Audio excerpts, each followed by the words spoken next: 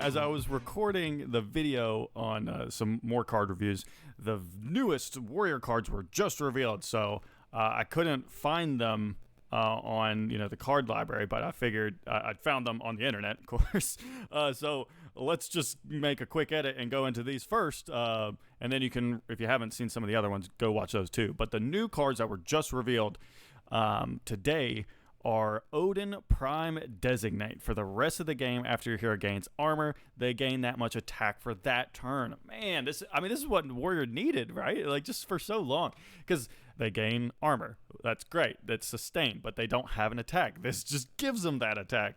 And so I believe in the card reveal, it was, they had played like multiple heavy plates and then just attacked for like 30.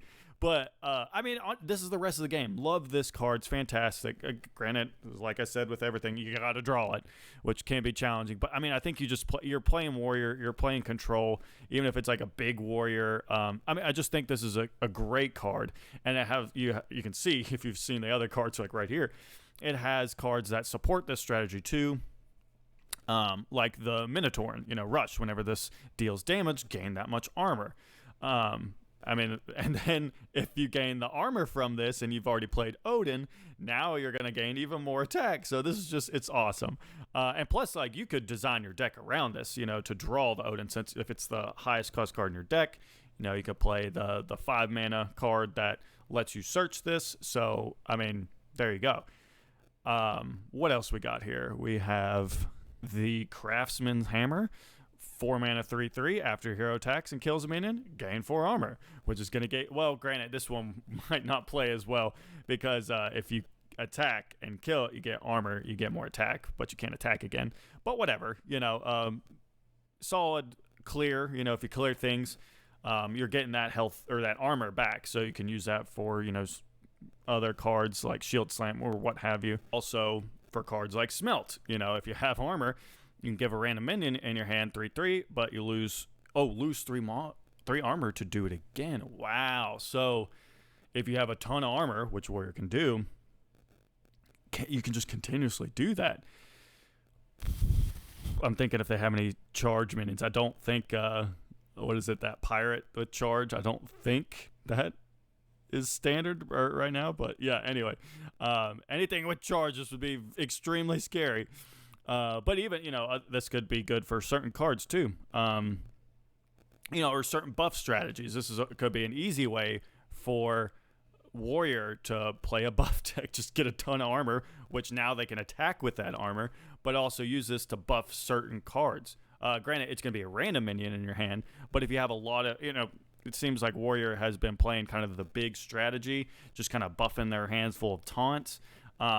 This could be an easy way to just buff your minions, and especially if you have armor to spare, you could just really get some even bigger minions on board. So just another threat.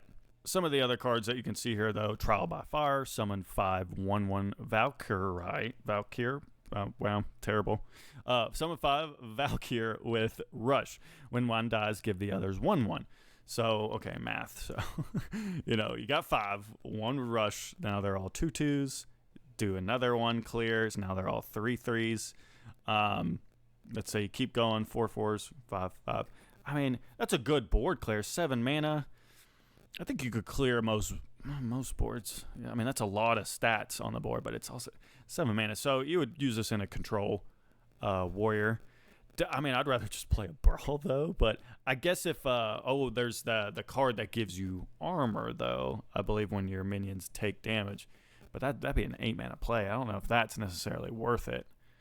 But, looking at some of the other stuff, Furious Furnace, Magnetic Mech also damages. So you're just going to give a Mech Cleave. Okay. If you, that's okay. I feel like, you're giving it it's kind of cheap, 2 mana. You're giving it a little bit of health. I think if I'm cleaving, honestly, I think I'd want more attack. So I'm not really sure. I'd rather it be flip-flopped. So yeah, that is kind of a weird stat line, but it gives something some health. So I don't know. I think it's okay. Kind of wish the stats were different. But then last but not least, oh, no, I didn't even talk about it. I've just been going all over the place. Sorry. New cards. But we'll go with the Stone Skin Armor Battlecry. If your armor changes this turn, draw 2 cards. Interesting. So that could be, if you have the hammer, easily is going to change right there. Draw 2. This is okay. Let's say you do this on turn 5. You could also do that. 3/4, draw 2. Is that good? I think that's not bad. Because you got 3/4 plus armor and draw 2. I don't think that's terrible, honestly. Because you would play 5 armor to draw 1, and so this is for 3 mana. This is 3 mana. But it'd have to be a 5 mana play unless you have like a hammer, or anything else that could set you up to change your armor. But I guess it doesn't even just have to be this hammer. It could be anything. Let's say you have armor, you have any kind of weapon whatsoever. Your armor did change, so you could draw 2. So I don't think it's a bad card. The Bellowing Flames, 3 mana, deal 5 damage to a minion. Forge, then deal 5 damage split across all enemy minions.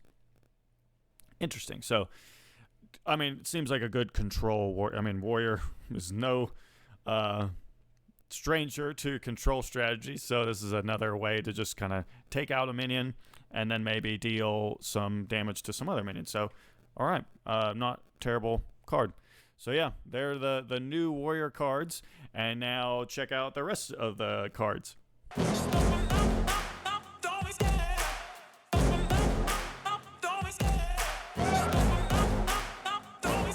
I love the chase and the hunt, and I set the pace.